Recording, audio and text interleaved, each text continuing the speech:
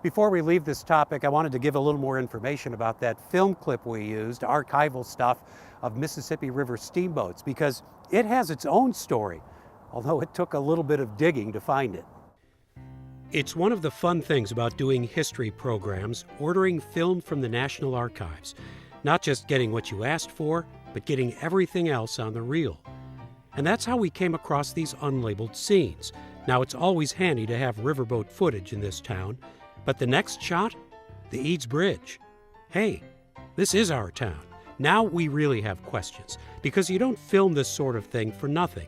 And clearly, there were some well-dressed gentlemen on board who were not part of the crew. And this guy with the mutton chops, he gets a close-up. It took some time, and the internet, to figure this one out. The obvious place to start was with the steamboat Nokomis.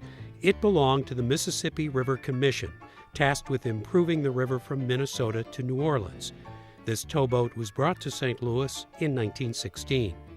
The following year, October 1917, it helped mark the reopening of navigation from St. Louis to St. Paul. This was a big deal. Coal was going north, iron ore was coming south to St. Louis steel mills, freeing up railroad cars and Great Lakes steamers for wartime duty.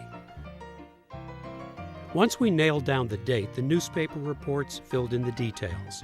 Those important guys?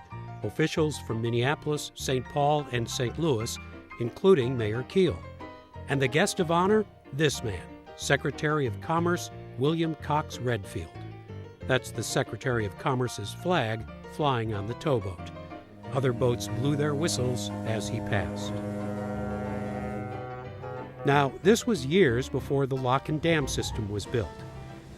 The papers reported that the Nokomis was going to meet up with another boat in Alton, but because of low water, it got stuck and didn't make it.